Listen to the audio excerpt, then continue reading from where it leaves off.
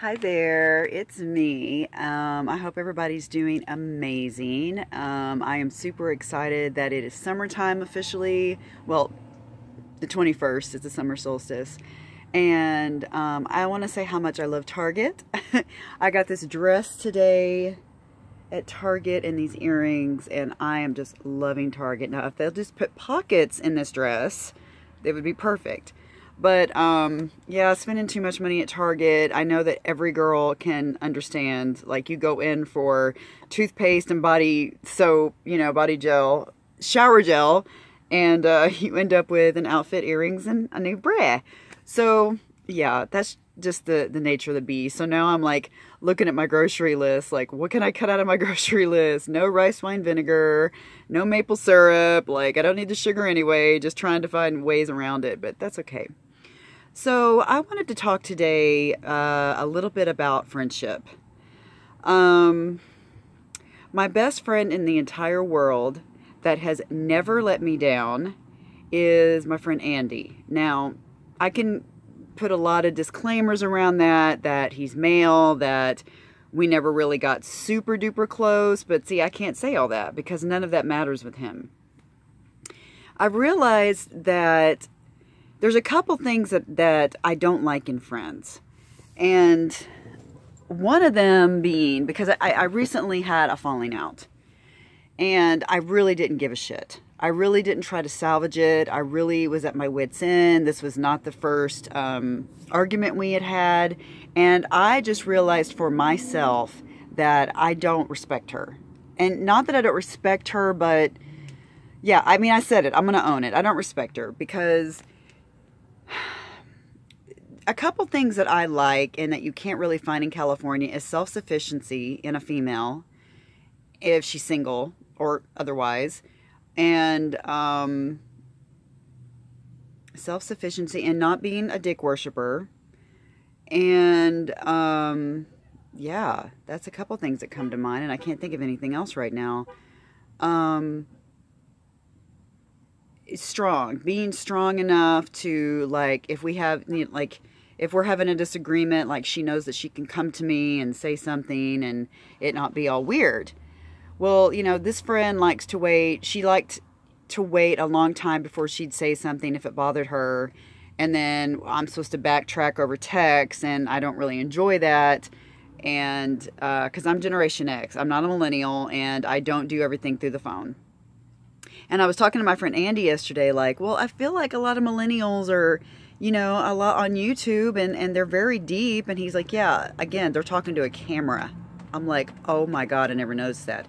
Because if you ever watch my videos, it's not the most comfortable thing for me to talk to this device. Like, I would much rather be talking to you face to face because there's so many nuances, you know, and there's feedback that I want, and I want to engage with you on a personal level. And I feel like we're losing so much of our humanity. And I don't know how to feel about that. And there's nothing I can do about that. But I just wonder what the future holds. And that's I think every generation has said that about the other one. And, you know, I'm showing my age here, but yeah, the humanity, right? Like, I'm sure when they came up with the radio, the people were like, well, what are we going to do now? Like, we sit around telling stories, and then, you know, when radio went to TV, they're like, well, everybody's going to be staring at something. They're not going to be talking. And I think people will always talk, and because it's a basic human need, but I do wonder, like, are the next generations going to be born with different brains? Like, are they just going to be wired differently? Because that's evolution, you know? Kitty's looking at me like, what is happening? Who are you talking to? She's so cute. She's so pretty. See if you can get her. Look at her just staring at me. Yeah. She's a good girl when she's not waking me up. So, getting back on track. I'm getting off track. Friendship, right? So me and my cousin talk a lot about how it's nearly impossible to make friends if you are an older female with no children, especially if you're unmarried, because you don't have a lot of common ground. I definitely don't have a lot of common ground. My people are hidden. they go to stores really late. They're very introverted. They're very, you know, creative, and they think differently, and they say different things, and they're different, and you just don't, I'm not exposed. Like, it's hard to meet these people, and I just feel like maybe I should get online and do this because, yeah, but friendship is tricky for me because I just say whatever. And it's not like I call you names. It's not like I make fun of your weight or, you know, it's not like, I'm not a mean person. I'm not an aggressive person. But when you are trying to be friends with people who get butthurt super easy, you know, which I don't know if that has to do with millennial. I don't know if that has to do with they're trying to get rid of you already. And also, I'd like to mention that I bring out the fear in people because I talk about everything. There's nothing off limits. I try to keep everyone in check where I'm like, feed yourself the truth. What is the truth? And no matter how uncomfortable, because that's just how I live my life. And it's not easy. You know, I live very much on, you know, the outer edges of a lot. I'm not going to say I'm the bravest person because there's a lot of things that I don't pursue that I wish I would, but I'm just scared. And I'm not saying I'm perfect, but I'm also going to say that I'm not a bitch. I'm not a bitch. And oh, the other thing I don't like about, the other thing I don't want in a friend is I don't want addictions. And I had a lot of trouble with that in some really good friends that I ended up losing. Not because of that, but just we grew in different directions. Yeah, you know, it was cool to be a pothead when I was, and look, I know I'm going to get in the comments, I fucking love weed and I'm 50 years old. That's cool, man. This is my video. You make a video. But, you know, I don't like getting high during the day. And, you know, I like to get out and be active. And this is just not me. And I don't want people that need that to be normal. Like, or not normal or whatever. Like, I don't like crutches. I like, I don't know, is it assistant the right word?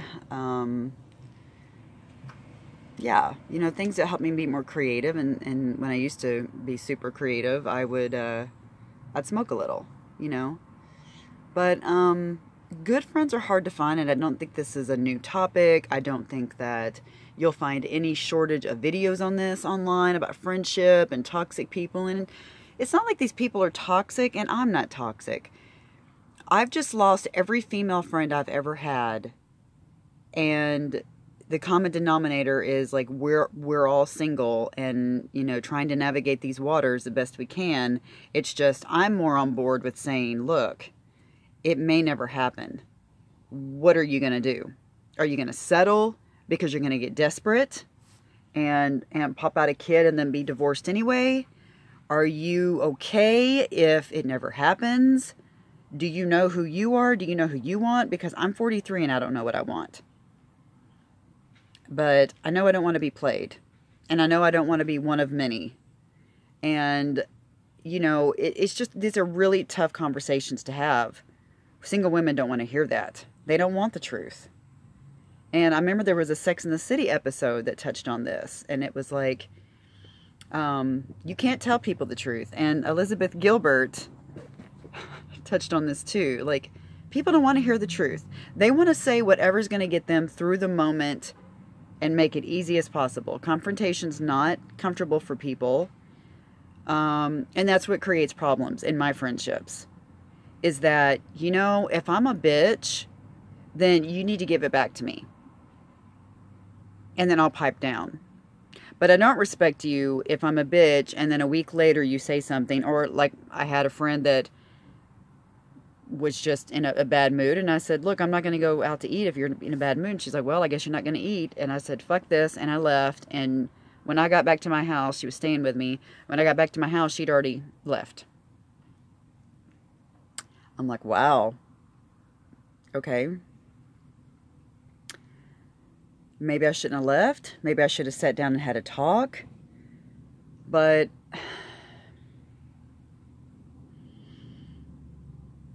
you know, maybe this last friend is right that I blow up too quickly. It's just, I feel like I'm doing the best I can. And I feel like that needs to be recognized by these friends. And I feel like I need to be forgiven. I need some compassion and forgiveness. Lord knows I give it out. I give it out all the fucking time. And I would like a little of that back. Please. Thank you. If I say something that bothers you, you need to do one of two things. You need to say right then, bitch, you know, or you need to let it go. But to hold on to it, no. To walk away from our friendship, no. I mean, I did that with this last friend because I don't see the benefit. I just don't see the benefit anymore. And we're so different. And it hurts because, you know, we had a lot in common. Well, not a lot. Being from Texas, coming to California is a culture shock for people when you tell them, yeah, back in Texas, I never had a roommate. Wow. Never had a roommate. My rent was $900. You know, the most I ever paid was $1,100, and that was a luxury apartment in downtown Fort Worth. Most of my rents were $790, $800. You don't get that here. And because people can't be super self-sufficient, it makes them kind of, I feel like, more fake. Where a lot of people would say that Texans are fake. You know, they're all Southern and sweet to your face, and then they're like saying shit behind your back, which there is that. But you have to play a lot of roles in California. And maybe you have to get along better. You know, there's that. I guess I don't know. And I'm okay with the fact that I don't know. Because I don't. I don't know. Anyone would say that, you know, if all your friends are leaving, you're the common denominator, you need to look within. And perhaps that's true. I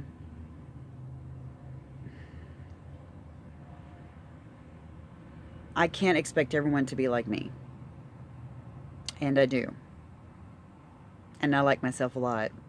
And that's part of the problem, is I always think I'm right. I didn't think I was like that. You know?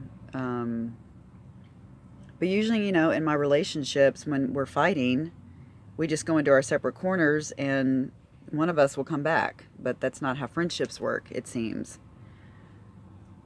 I just get super pissed because I know what a good friend I am. And I get super pissed when I feel unappreciated. So it's hard for me to calm down and have a rational discussion. And I also feel like there's underlying things that should not, like, my side of the street is clean, and I feel like there's things that they're not dealing with that they need to deal with. I don't ever go to a friend. Friends don't, they upset me, but then I confront them about it. And that's just always been my style. Like, let's fucking talk about this. I'm not scared. Are you? Like, I'm not scared to talk about things.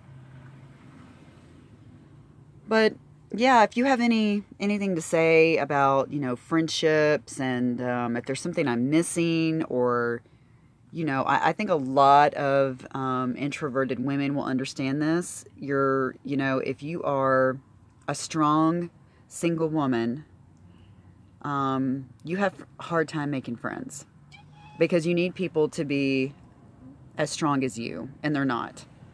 And they take you, you know, very much to heart, and they get their feelings hurt. And I just wish that wasn't the case. I wish they wouldn't take me to be like that, but I can't control other people. So that's what I'm struggling with. And guys, why are you texting? You ain't about shit. It's never going to be about shit. We had our moment. Stop texting me because you're bored. Okay. Bye, guys. I love you.